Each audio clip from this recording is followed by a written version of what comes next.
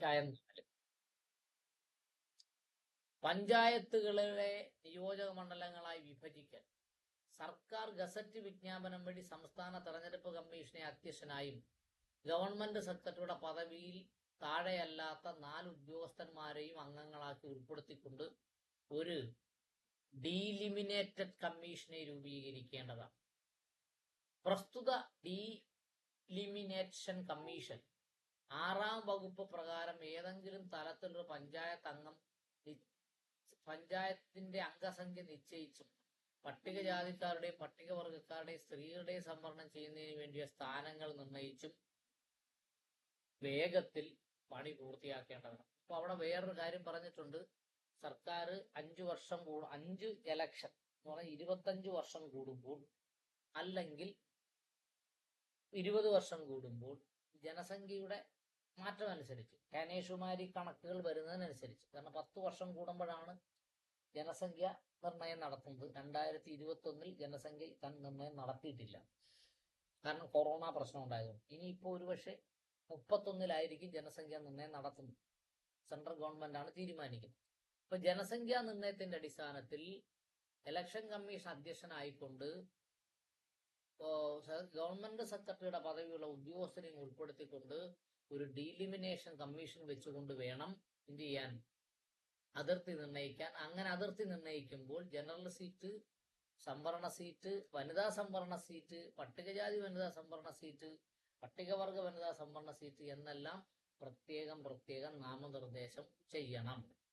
ഓരോ പഞ്ചായത്തിന്റെയും അതിന്റെ എത്ര സ്ഥാനങ്ങളുണ്ടോ അത്രയും നിയോജക മണ്ഡലങ്ങളായി വിഭജിക്കേണ്ടതും അപ്രകാരം നിയോജകമുള്ള അതിർത്തികൾ നിർണ്ണയിക്കുകയും ചെയ്യണം. ഇതൊന്നും വലിയ ഇഷ്യൂ ഉള്ള കാര്യമല്ല.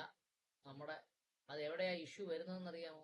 ഏതെങ്കിലും ജയിക്കേണ്ട സ്ഥാനാർത്ഥി തോക്കുന്ന രീതിയിൽ അതിർത്തി നിർണ്ണയം നടത്തുമ്പോഴാണ് ഇഷ്യൂ ആകുന്നത്. എന്നാൽ ഓരോ നിയോജക മണ്ഡലത്തെയും ജനസംഖ്യ പ്രാദേശികമാക്കുന്നിടത്തോളം ആ പഞ്ചായത്തിലെ പ്രദേശങ്ങളിൽ ഒട്ടാകെ ഒന്നു തന്നെ ആയിരിക്കണം. അവിടെ പറയുന്നത് പഞ്ചായത്തിനെ വെട്ടിമുറിക്കുമ്പോൾ അത് വാർഡുകളായി പുനഃക്രമീകരണം നടത്തുമ്പോൾ ചില വാർഡിൽ അംഗസംഖ്യ കൂടുകയും ചില വാർഡിൽ അംഗസംഖ്യ ക്രമാതീതമായി കുറയുകയും ചെയ്യരുത്.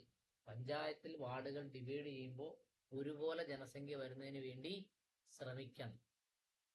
കൂടാതെ ബ്ലോക്ക് പഞ്ചായത്തിന്റെ ഭൂപ്രദേശം നിയോജക മണ്ഡലങ്ങളായി വിഭജിക്കുമ്പോഴും നമ്മൾ മുമ്പേ പറഞ്ഞ എല്ലാ മാനദണ്ഡങ്ങളും പാലിക്കണം എന്നാണ് അവിടെ പറഞ്ഞത്. മനസ്സിലായി കാണുമെന്ന് തോന്നുന്നു. ഇതൊന്നും ഈ ഗ്രാമസഭാ ഇഷ്യൂ പോലെ അത്ര ഒരു ഇഷ്യൂ അല്ല. അതുകൊണ്ടാണ് ഞാൻ അങ്ങനെ പറഞ്ഞങ്ങ് പോയത്. കുഴപ്പമില്ലല്ലോ. അടുത്തത്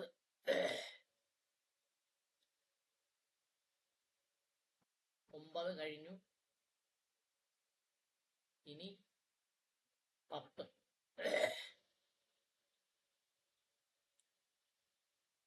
10 നമ്മൾ പ്രധാനമായും പറയുന്നത് ഈ ഡീലിമിനേഷൻ കമ്മീഷന്റെ കാര്യങ്ങളെ കുറിച്ചാണ്. ഡീലിമിനേഷൻ കമ്മീഷനും അതിന്റെ പ്രവർത്തനങ്ങളെ കുറിച്ചാണ് നമ്മൾ 10 പറയുന്നത്. നോക്കിക്കോളൂ.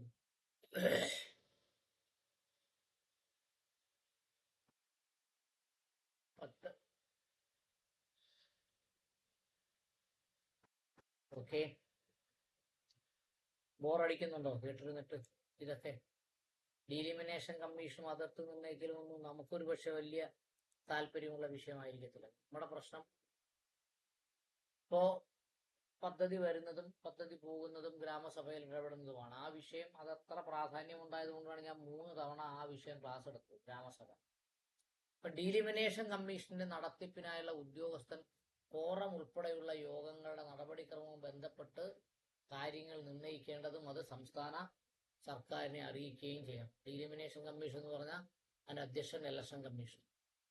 സംസ്ഥാന തെരഞ്ഞെടുപ്പ് കമ്മീഷനോ അത് ആവശ്യത്തിനായി അധികാരപ്പെടുത്തിയ ഉദ്യോഗസ്ഥനോ സംവരണം ചെയ്യാനുള്ള സ്ഥാനങ്ങളുടെ എണ്ണം സർക്കാർ നിശ്ചയിച്ച ശേഷം പട്ടികജാതിക്കാർക്കോ പട്ടികവർഗക്കാർക്കോ സ്ത്രീകൾക്കോ സംവരണം ചെയ്യുന്ന മണ്ഡലങ്ങൾ നീക്കിവെക്കേണ്ടതാണ്. ഇത് വായിച്ചപ്പോൾ എന്ത് മനസ്സിലായി? ഏതെങ്കിലും പ്രദേശത്ത് ക്രമാതീതമായി പട്ടികജാതിക്കാരുടെ ജനസംഖ്യ കുറഞ്ഞാൽ അവിടെ പട്ടികവർഗ സംവരണം കാണത്തില്ല ആ പഞ്ചായത്തിൽ. പട്ടിക വർഗക്കാരുടെയും പ്രശ്നം അതാണ്. ഏതെങ്കിലും